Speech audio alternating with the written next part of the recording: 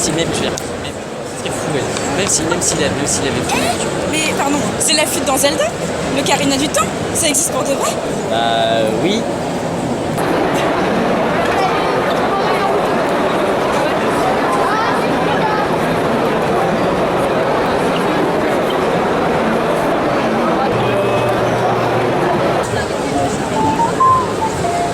Excusez-moi, vous avez où votre ocarina? Ah, l'ocarina, ah bah tu sais, on l'a acheté au centre d'à côté, puis tu vois, c'est un ocarina magique, tu sais, une fois que tu l'as acheté, tu sais jouer en direct, et t'as même pas besoin d'apprendre la musique pendant des années, tu vois. Oh putain, merci! Vous pouvez nous jouer la berceuse de Zelda, s'il vous plaît? S'il te plaît, tu peux faire la berceuse de Zelda? Vous pouvez nous jouer la berceuse de Zelda, s'il vous plaît? Tu peux dire plein de trucs de Zelda. Non mais j'en ai marre que les gens ils limitent l'ocarina à Zelda. Non mais en vrai, ce serait bien quand même que les gens ils sachent que l'ocarina ça existe pour de vrai, quoi. C'est pas forcément un instrument de Zelda, c'est pas Zelda qui a inventé le truc, quoi. Attends, j'ai une idée.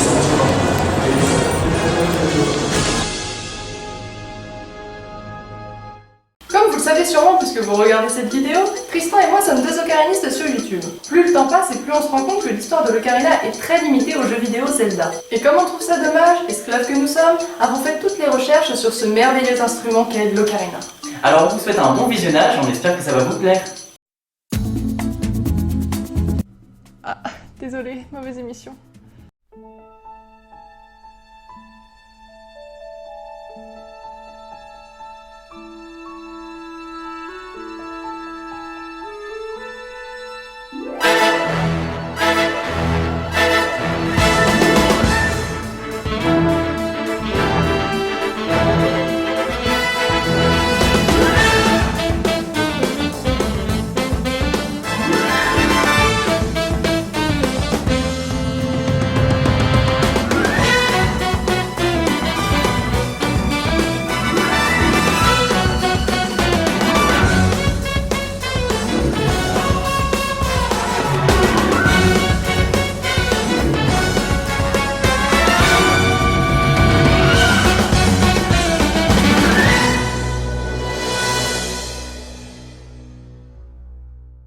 Si vous nous connaissez sur l'une de nos deux chaînes, vous connaissez forcément l'ocarina. Et d'ailleurs, la plupart d'entre vous ont sûrement dû le découvrir dans le jeu vidéo The Legend of Zelda Ocarina of Time. En effet, le personnage principal nommé Link voyage à travers le temps et l'espace grâce à l'ocarina du temps. Ce jeu étant un des plus connus de sa génération, a évidemment marqué les esprits. Et l'instrument est depuis emblématique de la saga. C'est d'ailleurs pour ça que maintenant, l'ocarina est associé directement au jeu vidéo Zelda et donc l'instrument geek par excellence. Il a aussi fait son apparition dans d'autres œuvres, comme le dessin animé Pokémon 2, Le pouvoir est en toi, où Melody utilise son ocarina pour interpréter le très célèbre chant de Lugia. Outre l'univers de Nintendo, on a également pu l'apercevoir dans d'autres animations comme Albator, le corsaire de l'espace, Dragon Ball, Naruto ou encore Princesse Sarah. Son apparition est également notable dans le génialissime, le magnifique Professeur Layton appelé l'esprit. Ah non, parce qu'on va pas se mentir, franchement, ce jeu c'est juste une pure bombe, je veux dire, les énigmes sont trop cool, l'univers est super prenant, et à la fin, moi quand j'ai... D'accord, pas de spoil.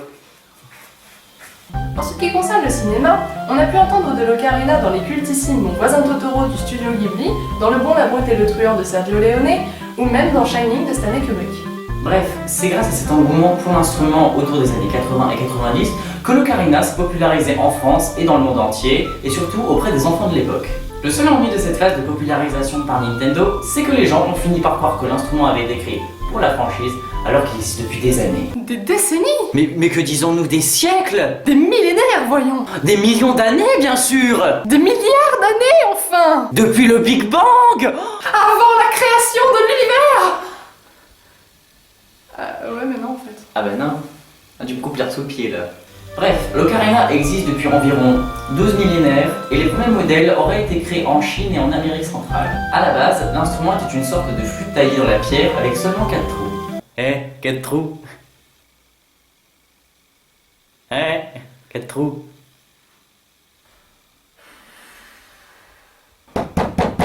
Non mais je déconne, hein! C'était une blague! C'est une blague, s'il te plaît, Mélissa, laisse-moi sortir!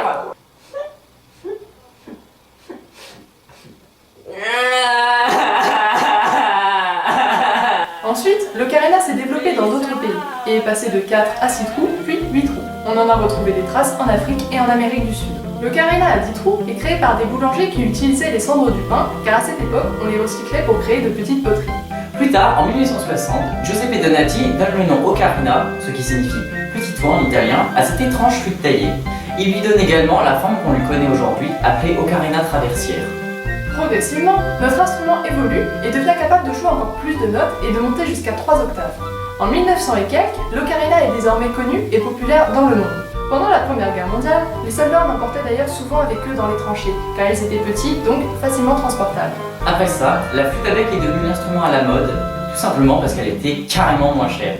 Et du coup, notre cher instrument est tombé dans les larmes de l'oubli. Le fait que Nintendo l'ait ressorti de nulle part amène la plupart des gens à penser que l'ocarina est un instrument fictif créé pour les besoins de la licence Zelda. Heureusement, il existe quelques personnes qui essaient de populariser l'ocarina en France et dans le monde entier. Mais pour vous parler de tout ça, faisons donc appel à notre spécialiste ocarinologue des internets. Bonjour, bonsoir chers internautes, je m'appelle Anne-Sophie, la comtesse de la Fontaine de la Madeleine. Aujourd'hui, nous aborderons le thème de l'ocarina, au cas où vous ne l'auriez pas compris. Pour commencer en toute simplicité, le public connaissant cet instrument est en majorité composé de gamers. La popularisation de cet instrument se fit donc en grosse partie sur internet. En effet, de nombreux vidéastes partout dans le monde partagent leur passion pour cet instrument. On peut par exemple citer David Eric Ramos, dit Doug Jazz, ou Heather Scott et sa chaîne STL Ocarina pour les États-Unis, ou encore Songe pour la France. Plusieurs sites comme Partition Ocarina sont également d'une grande aide pour les néophytes et poussent les gens à apprendre à jouer. La popularisation se fait aussi en dehors du net, avec des festivals et autres événements culturels, comme le Festival américain de l'Ocarina ou encore le Festival international en Italie à Bodrio, lieu de naissance de l'Ocarina. L'instrument étant très connu auprès des gamers, les ocarinistes n'hésitent pas à le promouvoir dans des conventions geeks comme la Comic-Con. Pour en rajouter, l'ocarina trouve également sa place dans les programmes scolaires. Dans certaines écoles aux États-Unis, les traditionnelles flûtes à bec sont remplacées par les ocarinas. Grâce à tout ça, l'instrument regagne en popularité et de plus en plus de personnes se mettent à en jouer. C'est fini ? Merci professeur de nous avoir fait part de vos connaissances sur les artistes, les sites web, les conventions, etc. C'était super. Maintenant qu'on a parlé de l'aspect culturel autour de l'ocarina, on va parler technique. Et là, accrochez-vous et attachez vos ceintures. Professeur, à vous. Bonjour, bonsoir, êtres de notre chère planète. Je me présente, je suis le professeur. Non, vous n'avez pas besoin d'en savoir plus. Je suis ici pour vous parler du fonctionnement de cet instrument en forme d'auca. Auca qui signifie voix en latin et qui viendrait du mot avica en latin et qui, d'une certaine façon...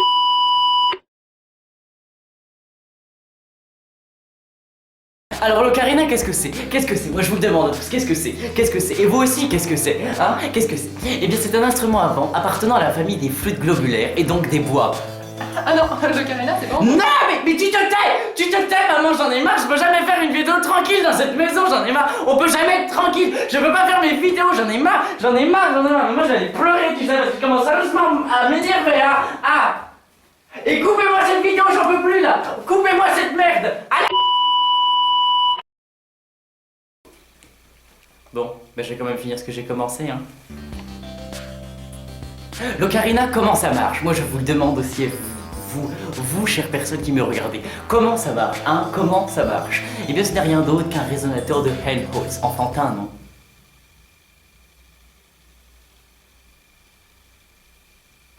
Ok, je vais vous expliquer. Helmholtz est un ingénieur, ou plutôt un scientifique, qui a passé beaucoup de temps de sa vie à travailler sur les phénomènes acoustiques. Et comme il a eu le melon, il a donné son nom à un résonateur. Alors un résonateur c'est quoi? Eh bien un résonateur c'est...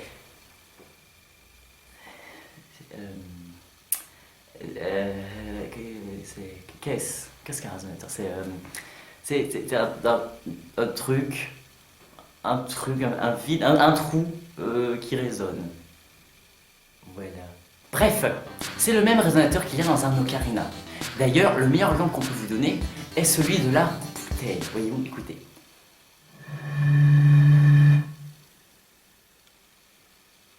L'ocarina est le même résonateur qu'une bouteille en verre quand on souffle en son intérieur. Le souffle, une fois à l'intérieur de l'ocarina, va créer une différence de pression entre l'intérieur et l'extérieur. Et l'air, aussi rebelle soit-il, va vouloir aller là où la pression est normale. À part cela, il existe aussi un trou sur l'ocarina qu'il ne faut jamais boucher. Jamais, jamais, il ne faut jamais... Cela s'appelle un biseau. Le biseau est une fine paroi qui se trouve juste ici. Et quand le joueur souffle dans l'ocarina, l'air est cisaillé par cette fine paroi et cela va produire un son. C'est exactement le même principe que le sifflet. Donc l'ocarina, c'est un mélange entre un sifflet et une bouteille. C'est un mélange entre un sifflet et une bouteille. Bah non. Bah si, bah... Ouais mais non. Si. Non parce que ça demande quand même... Faut quand même réfléchir à ça parce que dans un sens, si franchement on se met à réfléchir sur la scène, franchement, est-ce qu'on peut vraiment se dire que c'est une bouteille avec un ocarina? Oh, moi je trouve ça fascinant. Oh, merci beaucoup professeur. Oh, t'en penses quoi toi Mélie? Mélie? Eh ouais.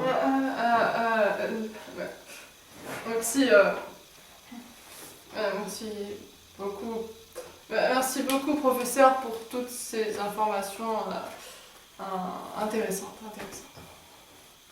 Bref, l'ocarina est devenu un instrument relativement connu, mais ça donne des situations assez marrantes quand les gens ne connaissent pas. Souvent, quand une personne voit un ocarina pour la première fois, ça donne lieu à des situations pour le moins cocasses. Cas numéro 1, le sèche-cheveux. Cas numéro 2, attention, le level augmente. Le pistolet. Hasta la vista, baby.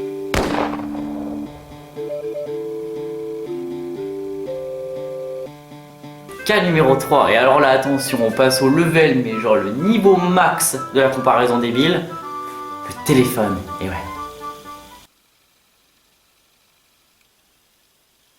Ouais. Tu connais la blague de Toto qui va aux toilettes? Non. Ah, moi non plus, il a fermé la porte. C'est drôle. Attends, excuse-moi. Allô? Oui. Oui, non là je suis débile. Qu'est-ce que tu fais? Attends, excuse-moi. Quoi, mais qu'est-ce que je fais? Bah, je suis au téléphone là, enfin je veux dire ça se voit pas. Oh. Oui. Malgré tout, l'ocarina se popularise partout dans le monde et les formes se diversifient. On peut trouver des ocarinas à 1, 2, 3, 4, 5, 6, 7, 8, 9, 10, 11, 12 trous, ou encore avec 2 chambres, 3, voire 4 chambres. Bobo les oreilles. Autant de trous que possible en fait. Même si l'ocarina 12 trous reste le plus utilisé. Juste pour le petit texte sympa, les ocarinas ont toutes les flûtes en forme de boule. Du coup, certains fabricants se sont amusés à créer des ocarinas en forme d'animaux, de champignons de Mario, d'oiseaux d'Angry Birds ou même de dragons. Avis aux fans de Game of Thrones. Aujourd'hui, l'ocarina est un instrument de plus en plus célèbre, avec un passé, une histoire et une place dans la culture populaire. Toutes ces apparitions furtives ou pas, dans l'enfance de plusieurs générations, rendent l'ocarina mythique et lui redonnent sa popularité d'antan. Grâce à ça, de nombreuses personnes se mettent à en jouer et voire même à créer des ocarinas. Et c'est génial, car elles contribuent au développement de l'instrument et découvrent même qu'avec un ocarina, on peut jouer toutes sortes de musique et pas que la berceuse de Zelda. Enfin bref, si cette vidéo vous a donné envie d'apprendre à jouer de l'ocarina, on a juste un conseil à vous donner. C'est un instrument de musique. Il s'achète pas sur eBay ni sur Amazon, mais sur un site spécialisé. Évidemment, il reste tant de choses à dire. N'hésitez pas à aller vous renseigner vous-même si vous voulez plus de renseignements, ou à nous contacter sur les réseaux sociaux pour des conseils ou autres. Merci à tous d'avoir regardé cette vidéo. Et surtout un grand merci à tous nos figurants de la Japan Expo. N'hésitez pas à cliquer ici pour vous abonner à la chaîne YouTube de Tristan. Et n'hésitez pas à cliquer juste là pour vous abonner à la chaîne YouTube de Mélissa. On vous fait de gros bisous et à bientôt pour une prochaine vidéo. Gros bisous!